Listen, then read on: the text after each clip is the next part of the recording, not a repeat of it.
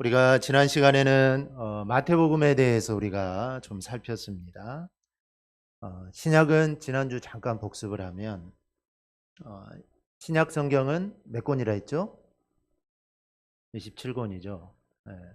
말 안 하는 사람은 모르는 걸로 제가 간주하겠습니다. 침묵은 금이 아닙니다. 신약은 27권이죠. 복음서는 몇 권이라 했죠? 4권. 그 다음에 역사서가 사도행전 1권, 그 다음에 예언서가 요한계시록 1권. 그럼 몇 권이 남죠? 1학년 수학 다시 하셔야 돼요.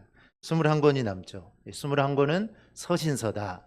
편지 형태로 기록된 책이다라고 했습니다. 그리고 마태, 마가, 누가복음은 공간복음, 즉 같은 시선을 가지고 쓴 책이다라고 했습니다. 마태복음의 저자는 당연히 세리 마태가 되겠죠. 오늘 우리가 마가복음에 대해서 함께 좀 살펴보려고 합니다. 이 대한민국의 발라드 가수이자 이 발라드의 황태자라는 이 별칭으로 유명한 지금 가수는 아니고 옛날에 유명했던 이 조성모라는 이 가수가 있습니다. 꽤 오래전에 이 조성모에 대한 기사가 신문에 실렸는데 그 신문의 제목이 암퇴치 홍보대사가 된 이유라는 이 글입니다. 그 글을 보니 이 조성모 씨는 고등학교 2학년 때까지 이 반에서 5등 밖으로 밀려나지 않는 이 모범생이었다고 합니다. 그런데 그의 인생을 바꾼 것은 이 전교생이 이 산정호수에서 캠프파이어를 하던 어느 날 한송이 저 들국화처럼 이 곡을 전교생 앞에서 부르면서부터 그의 인생이 바뀌게 됩니다. 그는 교내 보컬 그룹에 스카우트 되었고 성적은 40등대로 곤두박질 치게 됩니다. 그는 어머니 앞에 무릎을 꿇고 이제 자기가 내가 음악을 해야겠다라고 어머니에 말씀을 하자 어머니가 충격을 받아서 아무 말도 하지 않았다고 합니다. 그는 고등학교를 졸업하면서 야 내가 이제 가수가 돼야겠다. 아예 집을 나왔고 이 공사장 등 아예 막노동을 해가면서 이렇게 노래 연습해서 3년 만에 이 첫 앨범을 내 이 부모님을 찾아뵙게 됩니다. 그러나 가수가 되었지만 그는 방송 중에 어머니의 췌장암 소식을 듣게 됩니다. 이제 어머니를 영영 볼 수 없다라는 그 생각과 정말 한때 어머니의 가슴을 멍들게 했던 이 막둥이로서의 이 죄책감이 밀려왔다고 합니다. 그는 하나님께 제발 어머니를 살려달라고 매달렸어요. 이제는 제가 보호해드려야 할 때라고요. 라고 이렇게 합니다. 근데 그의 기도가 응답이 되었습니다. 그는 상태가 좋아하는 어머니를 보면서 속으로 마냥 감사합니다. 란 말만 되뇌겼고 그 후부터 이제 낮은 자를 생각하게 되었다라고 말을 합니다. 2001년에는 이 스타 선행 대상을 받았고 2002년에는 이 장애우를 위한 기금 모음 마라톤으로 약 6억 원가량의 기금을 냈다고 합니다. 이 4차례나 마라톤을 완주한 그에게 기자가 왜 그렇게 독하게 하느냐, 이 마라톤 한 번 완주하는 것도 힘드는데 왜 그렇게 독하게 하느냐라는 질문을 하자 그가 이렇게 말합니다. 제가 하는 건가요? 하나님이 하시고 싶은 일에 저를 쓰시는 거지요. 아이 귀찮아 하면서 하는 거예요. 이번 암 홍보대사도 그래요. 돈이 없어서 수술 못 받지 못하는 어린이들을 보면은 가슴이 아팠어요. 홍보대사로서 제가 할 수 있는 일은 기금 모으기겠죠. 열심히 해서 그런 어린이들을 돕고 싶네요. 라고 이렇게 대답을 했습니다.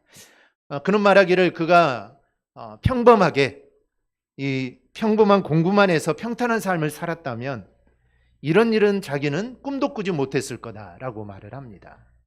노래를 선택했고 그 선택으로 인해 또 엄청난 고통을 받았지만 그 고난을 경험하고 보니 이 남을 도울 수 있는 그 마음이 이제서야 생기게 되었다라고 말을 합니다. 이런 면에서 이 고난이라는 것은 변화의 시작입니다. 이 고난이 다가올 때 이 고난을 고난으로만 보고 절망할 것이 아니라 우리는 새로운 세계를 향해서 눈을 떠야 합니다. 즉 고난의 현장에서 우리가 예수님을 만나면 우리는 확실하게 새로운 미래를 우리는 펼쳐가게 됩니다. 우리가 전에도 말씀드렸는데 교회 오빠의 주인공인 이제는 돌아가셨지만 고 이간희 집사는 이 대장암으로 죽음을 앞에 두고 이런 말을 합니다. 내 삶을 전체로 봤을 때 내가 받은 은혜를 다 계산해 보면 하나님께 원망할 수 없다라고 고백을 합니다. 지금 자기는 대장암에 걸려서 이제 며칠, 몇 달, 며칠 있으면 죽을 건데 그래도 나는 하나님을 원망할 일이 없다라는 겁니다.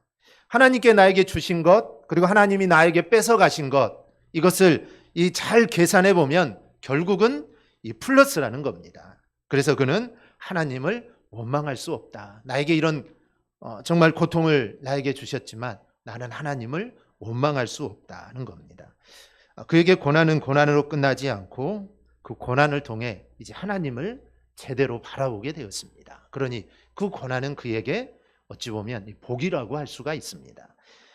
마가복음을 시작하면서 제가 왜 이 말씀을 드리느냐, 이 마가에게도 이런 경험이 있었기 때문입니다. 오늘 우리가 살펴볼 마가복음은 마가 요한이 주 65년경에 기록한 책입니다. 이 마가는 큰 망치라는 뜻을 가지고 있습니다. 그런데 이 마가는 예루살렘의 부유한 레위 가정에서 태어났습니다. 본래 유대식 이름은 요한입니다. 그리고 이 마가라는 것은 로마식 이름인데 우리에게 더 많이 알려진 것은 이 로마식 이름 마가의 이름입니다. 그래서 마가를 부를 때 요한 마가다라고 이렇게 부르기도 하고 또 성경에 보면 요한이다라고 표현을 하기도 합니다. 근데 또 요한이라면은 또 사도 요한하고 이게 겹치기 때문에 마가라고 많이 표현을 합니다. 그는 아버지를 잃고 어머니 아래에서 자라게 됩니다. 어머니 마리아는 신실한 신앙인이어서 그의 집에 많은 사도들과 이런 많은 믿음의 사람들이 방문해서 예배를 드리는 가운데 아마 마가도 자연스럽게 그의 믿음이 아마 자라게 됐을 겁니다. 특히 그의 외삼촌이 바나바죠. 사도행전에 나오는 이 바나바가 그의 외삼촌입니다. 그래서 그에게 또 많은 영향을 받았을 겁니다. 그러나 단지 이런 경건한 분위기 속에 젖어서 살았을 뿐 참된 신앙을 그는 갖지를 못하게 됩니다. 그러다가 마가가 변화가 되는데 그것은 바로 오순절 그의 집 다락방에서 성도들이 함께 기도하던 중에 성령 세례를 받음으로써 그는 변화되었을 거다라고 이렇게 추측을 할 수가 있습니다. 사도행전에 나오는 마가의 다락방이 오늘 마가복음을 기록한 이 마가의 집입니다. 그러나 그럼에도 그의 신앙은 미약했습니다. 열심을 가지고 나중에는 바울과 바나바의 1차 전도 여행을 따라가게 됩니다. 그런데 마가는 도중에 포기를 합니다. 그리고 예루살렘으로 다시 돌아오게 되죠. 아마 부잣집 아들로 살았던 그가 이 전도 여행, 선교가 아마 너무도 어려웠을 수도 있습니다. 그러나 그 마가는 연단과 훈련을 통해 다시금 바울의 동역자가 되어서 헌신의 삶을 살게 됩니다. 마가는 겁도 많았고 실수도 많았지만 그가 주 안에서 믿음으로 잘 성장하여서 정말 병약한 몸으로 감옥에서 고독한 나날을 보내고 있는 바울의 그 곁을 정말 끝까지 지켜줬던 사람이 이 마가입니다. 또한 마가는 이 마가복음을 기록하여서 예수 그리스도의 생애와 구원을 전파하게 됩니다. 그렇다면 마가는 예수님의 12제자에 들어갈까요? 들어가지 않을까요? 들어갈까요? 난 들어갈 것 같다. 나는 안 들어갈 것 같다. 모르겠다. 모를 때는 가만히 있으면 50점입니다. 마가는 예수님의 12제자가 아닙니다. 12제자에 들어가지 않습니다. 그럼 어떻게 마가가 예수님에게 이렇게 상세하게 마태, 마가, 누가 공간복이나 하죠. 어떻게 같은 시선을 가지고 그거를 기록할 수 있었을까? 왜냐하면 예수님의 제자가 아니면 예수님과 제자가 아니어도 함께 할 수는 있지만 예수님의 제자가 돼야만 그래도 예수님의 모든 면들을 다 살필 수가 있습니다. 그런데 마가는 예수님의 제자가 아니었는데도 예수님의 이야기를 아주 구체적으로 잘 설명하고 기록을 합니다. 이는 초대 교부들의 기록과 전통을 살펴볼 때 베드로에게 전해받은 것을 아마 기록했을 거다라는 이 설명이 가장 적절합니다. 베드로전서 5장 13절을 보면 택하심을 함께 받은 바벨론에 있는 교회가 너희에게 문안하고 내 아들 마가도 그리하느니라. 여기에서 마가를 내 아들 마가다라고 이렇게 말을 합니다. 즉 베드로에게 마치 친아들과 같은 사람이 이 마가였다는 것입니다. 그런 관계 속에서 이 젊은 마가는 이제 늙은 노사도인 베드로로부터 예수 그리스도에 대한 이야기를 듣게 됩니다. 상세하게 듣게 되고, 그리고 최초의 복음서로 추정되는 이 마가복음을 기록하게 됩니다. 그래서 마가가 예수님의 공적 사역을 또 기록하면서 마가의 예수님의 공적 사역의 시작은 베드로를 부르신 사건부터 기록하고 있습니다. 그러면 이것이 베드로로부터 말을 전해 들었기 때문에 야, 내가 예수님이 나를 이렇게 불러주었다, 아마 이야기를 처음으로 들었기 때문에 아마 그 이야기부터 시작하고 있지 않을까, 또 이것도 하나의 우리가 추정할 수 있습니다. 또한 마가복음 14장을 보면 이 마가복음에만 기록된 한 청년이 나옵니다. 그런데 이 청년을 이 저자인 마가로 보는 견해가 있습니다. 예수님이 체포당하시는 것을 보고 이 배로 된 혼이불을 두르고 따라가다가 무리에게 잡히자 벗은 몸으로 도망갔던 한 청년이 나옵니다. 그런데 이 청년을 이 마가 자신이라고 보기도 하죠. 물론 이를 증명할 길은 없지만, 그러나 만약 이 청년이 마가라면 자신의 창피한 과거를 아주 서스름 없이 기록하고 있습니다. 이걸 통해 이 마가는 이제 변화된 사람이다, 전에는 이랬지만 그는 변화되었다라는 것을 또 시사해 줍니다. 마가는 말년에 알렉산드리아 교회를 세우고 이집트에서 선교 활동에 전념하다가 순교한 것으로 이렇게 전해집니다. 마가는 12사도에 속한 사도는 아니었습니다. 그러나 사도 못지않게 정말 주님께 헌신했던 이 사람입니다. 이런 마가가 주 65년경에 당시 네로 황제의 기독교에 대한 핍박이 심해졌습니다. 그때 마가는 예수께서 우리를 위해 고난을 당하시고 죽으셨으며 우리와 함께 하시는 분임을 강조하기 위해 붓을 들어 기록한 책이 바로 마가복음입니다. 얼마나 핍박이 심했겠습니까? 그런데 너희가 그런 핍박을 당하지만 예수님도 고난을 당하셨고 핍박을 당하셨고 그리고 죽기까지 하셨다. 즉 나를 위해 죽으셨다. 그리고 그 주님이 나와 함께 하니까 너희들 핍박에 너무 두려워하지 말고 겁먹지 말고 잘 견뎌라 라는 그런 목적을 가지고 쓰게 됩니다. 이 수신자는 로마에 사는 이방인 기독교인들입니다. 즉 믿지 않는 기독교인들이죠. 그래서 그 증거로 이 본문에 보면은 간간히 유대 풍습에 대해서 설명해 주는 부분이 있습니다. 유대인에게 썼으면 설명해 줄 필요가 없죠. 왜냐하면 뭐 누구나 다 아는 풍습이니까. 하지만 믿지 않는 이방인들의 대상이기 때문에 가끔씩 이런 풍습이 무엇이다라는 것을 가끔 설명해 줍니다. 그리고 여러 군데에서 아람어 표현을 헬라어로 번역을 합니다. 그 당시는 헬라어가 공용이었기 때문에 아람어는 헬라 사람들이 알아듣지를 못합니다. 그래서 가끔 가다가 헬라어를 쓰는 이방인들에게 번역을 해줍니다. 즉 예를 들면 달리다굼, 이거는 아람어입니다. 이것을 소녀여 일어나라 라고 이렇게 번역을 해주게 됩니다.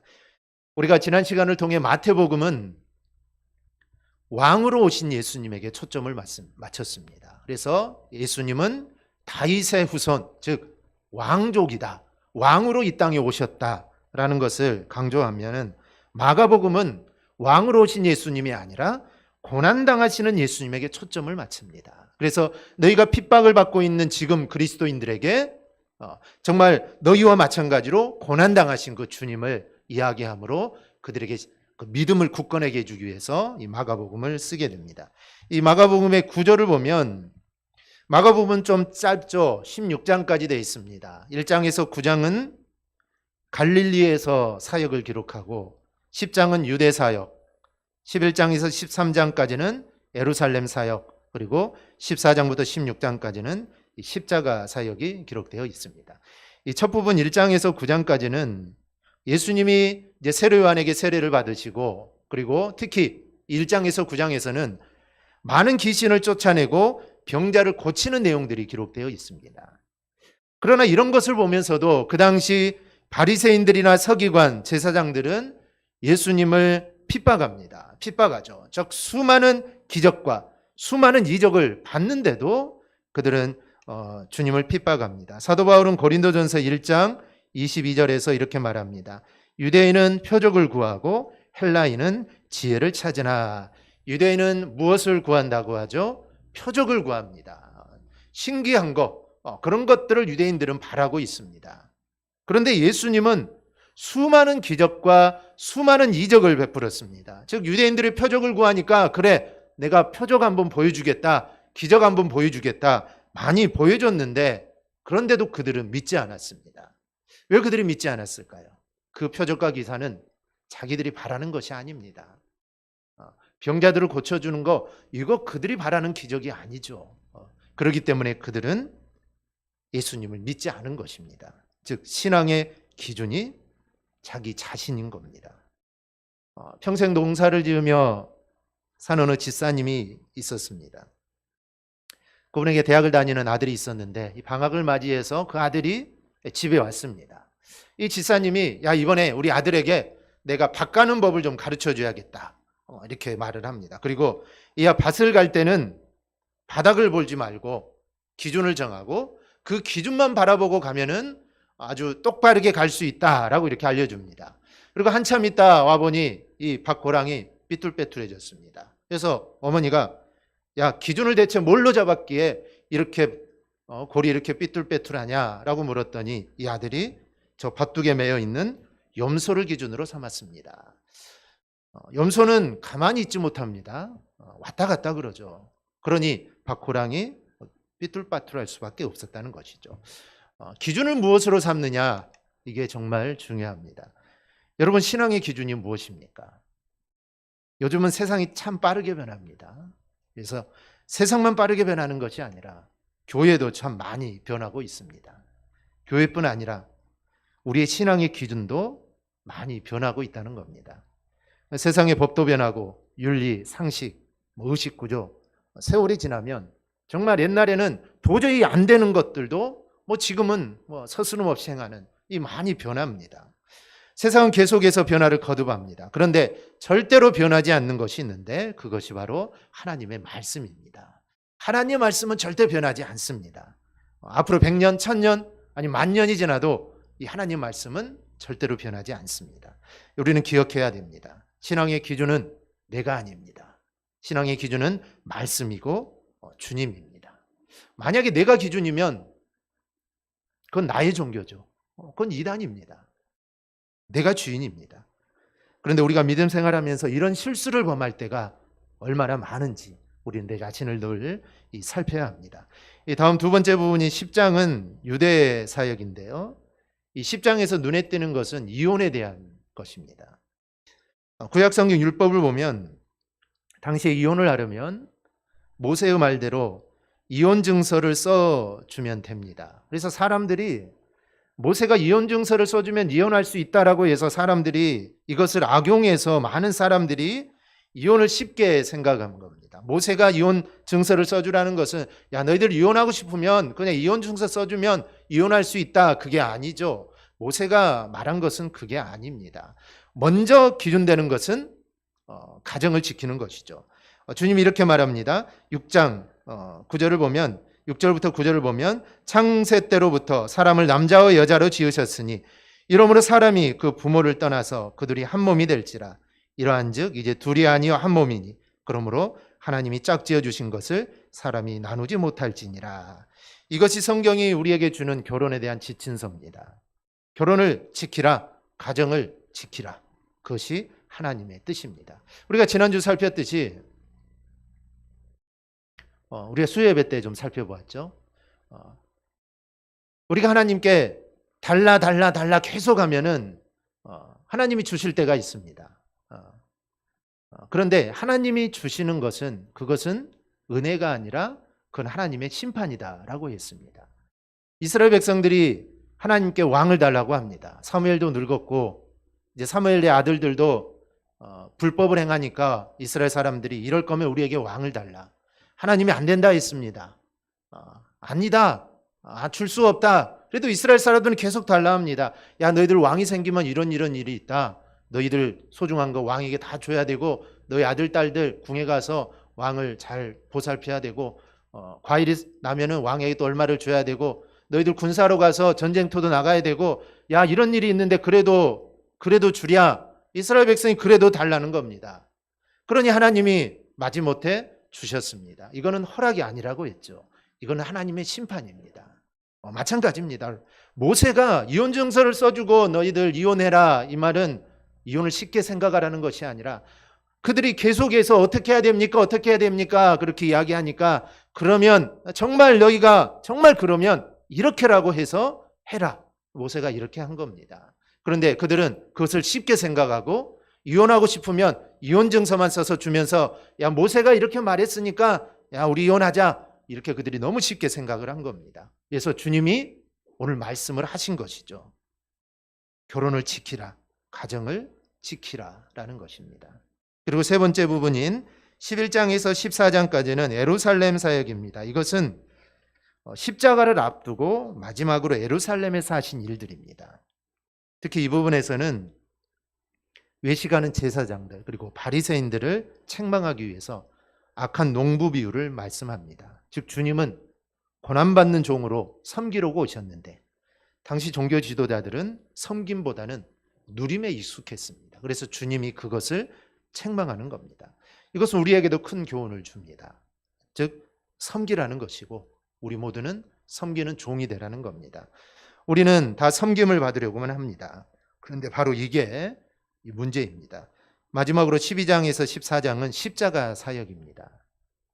그런데 마가복음의 특징이 나타난 것이 오늘 우리가 읽은 말씀입니다. 주님은 15절에서 또 이르시되 너희는 온 천하에 다니며 만민에게 복음을 전파하라. 즉 만민에게 복음을 전파하라라는 것입니다.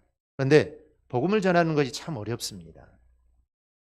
제자들은 주님이 복음을 전하다가 죽는 것을 봤습니다. 야, 복음 잘못 전했다가는 죽는 거구나. 그러니 제자들이 복음을 전하는 것, 또 주님을 따르는 사람들이 복음을 전하는 것, 얼마나 겁이 났겠습니까? 잘못했다가는 내 목숨이 달아나게 생겼으니 이 복음을 쉽게 전할 수가 없습니다. 더구나 로마 황제는 네로는 주 64년경에 로마에 대화제가 일어납니다. 그런데 그 원인을 기독교인들에게 돌리게 됩니다. 즉 기독교인들이 자기가 불을 질러놓고 기독교인들이 불을 질렀다. 그래서 기독교인들에 대한 대대적인 핍박이 시작이 됩니다. 그러니 복음을 전하는 것이 더 얼마나 위축이 되겠습니까? 그리고 겁도 많이 날 겁니다. 그런데 그런 사람들에게 이렇게 권면합니다. 17, 18절입니다. 믿는 자들에게는 이런 표적이 따르리니 곧 그들이 내 이름으로 귀신을 쫓아내며 새 방언을 말하며 뱀을 집어올리며 무슨 독을 마실지라도 해를 받지 아니하며 병든 사람에게 손을 얹는 즉 나으리라. 이 얼마나 위로가 되고 소망이 되는 말씀입니까? 정말 핍박이 심하고 복음을 전하기 정말 어려운데 야 너희들 겁먹지 말라. 너희가 뱀을 집어올리고 무슨 독을 마셔도 해하지 않고 병든 사람에게 손을 얹으며 너희가 나을 것이다. 그러니 너희들 담대하게 나가라라는 것입니다. 이 전도하는 사람들의 이야기를 들어보면 공통점이 있습니다. 전도가 되네 겁니다. 전도하기 전에는 야 어떻게 전도할까? 참 어렵겠다. 어떻게 말을 하지? 그런데 하고 나면 전도가 되네 라는 것입니다. 그런데 이거는 놀랄 일이 아닙니다. 오늘 말씀에 주님이 약속하셨고 그 약속하신 것이 그대로 이루어지는 것이기 때문입니다. 그러니 우리는 정말 담대하게 주의 복음을 전하면 됩니다. 오늘 마가복음이 우리에게 주는 메시지는 AD 46년에 외삼촌 바나바와 바울을 따라 이 안디옥으로 간 마가는 이듬해인 AD 47년 그들의 선교 여행에 따라 나섭니다. 그들의 첫 선교지는 구브로였습니다. 사도행전 13장 5절을 보면 살라미에 이르러 하나님의 말씀을 유대인의 여러 회당에 전할세 요한을 수행원으로 두었더라. 즉 그들이 구브로에서 살라미로 건너갑니다. 그런데 그들의 수행원으로 요한 즉 마가를 두게 됩니다. 살라미를 출발한 일행은 섬을 횡단하여 바보에 이릅니다. 이 바보라는 지역은 이 그리스 신화에 나오는 아프로디테가 바다의 물거품 속에서 태어났다는 항구 도시입니다. 그러니 거기에는 당연히 아프로디테의 신전이 있겠죠. 거기서 총독 서기오의 측근이었던 마술사 엘루마의 방해가 있었습니다. 그런데 이런 어려움이 있었지만 그를 물리치고 전도하여서 오히려 총독 서기오가 예수를 믿게 됩니다. 정말 그 지역에 어찌 보면 최고의 높은 위치에 있던 그 사람이 예수를 믿게 되죠. 그리고 그들은 배를 타고 버가에 상륙을 합니다.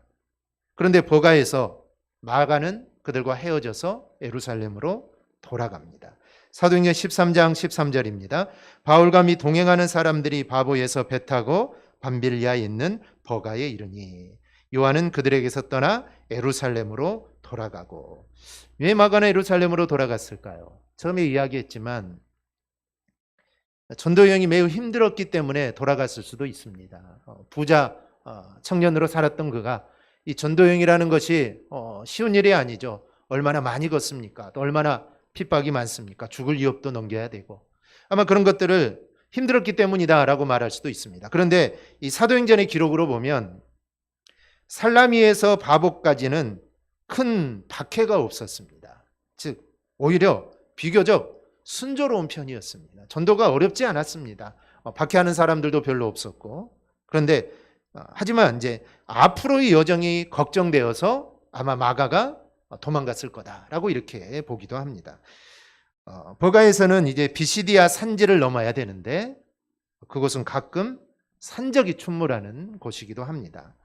마가는 그것이 두려워서 전도를 포기했을까요?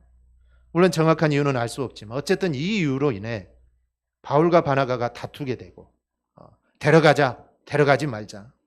그래서 전도 여행을 따로따로 가게 됩니다. 헤어지게 되죠. 그런데 이렇게 바울과 바나바를 다투게 했던 마가가 나중에는 하나님의 신실한 일꾼이 됩니다. 디모데후서 4장 11절을 보면 누가만 나와 함께 있느니라 내가 올 때에 마가를 데리고 오라 그가 나의 일에 유익하니라. 이 바울의 마지막 삶은 의사인 누가가 그의 곁을 지켰습니다. 그리고 마가를 데리고 오라는 겁니다. 다른 사람 말고 마가다른 것입니다. 바울에게 얼마나 많은 동역자들이 있습니까? 많은 사람들이 있습니다. 그런데 그 중에서 바울은 마가를 데리고 오다. 그가 나에게 유익하다. 그만큼 바울이 마가를 신임한 것입니다. 그의 초기의 삶은 그럴 만한 사람이 아니었죠. 그런데 그가 변화되어서 정말 신실한 일꾼이 되었음을 우리가 알 수가 있습니다. 이런 마가의 생애가 우리에게 어떤 메시지를 줍니까? 마가처럼 지금 우리가 연약해도 괜찮다라는 것입니다. 우리가 포기할 수도 있고 넘어질 수도 있습니다. 하지만 우리가 주님 편에 붙어 있기만 하면 됩니다. 정말 주님이 나무라면 우리가 정말 넘어질 때도 있고 쓰러질 때도 있고 많은 일들이 있지만 그래도 우리는 주님을 붙잡는 그 안에서 넘어지고 쓰러지고 해야 됩니다. 주님에게서 떨어져 나가면 이거는 안 되는 것입니다. 우리가 주님 편에 붙어 있기만 하면 우리는 언젠가는 변화되어 주님께 쓰임받는 일꾼이 됩니다. 주님께 붙어 있기만 하면 그런 변화의 포인트가 언젠가는 우리에게 다가오게 됩니다. 그러니 우리 모두 정말 주님을 붙잡고 사는 우리 성도들이 될 수 있기를 바랍니다. 이 부분이 바로 우리가 마가복음을 통해 우리가 받을 수 있는 아주 중요한 메시지입니다. 그러니 오늘 우리가 마가의 삶을 바라보며 우리가 주님의 때를 우리가 기다릴 수 있기를 바랍니다. 주님의 때가 되면 하나님이 여러분을 귀하게 사용해 주실 줄 믿습니다. 그런데 그때를 아무렇게나 기다리면 안 됩니다. 잘 준비를 해야죠. 잘 준비를 하고 있어야 됩니다. 그리고 무슨 일이 있어도 주님 안에 있어야 합니다. 그래야 하나님의 시간에 귀하게 쓰임받게 되는 것입니다. 우리가 이 사실을 기억하고 우리가 늘 주님 안에 또 말씀 안에 거하는 삶을 살아 우리가 하나님의 일에 귀하게 쓰임받는 저와 여러분의 삶이 되기를 주님의 이름으로 축원합니다. 아멘. 기도하겠습니다.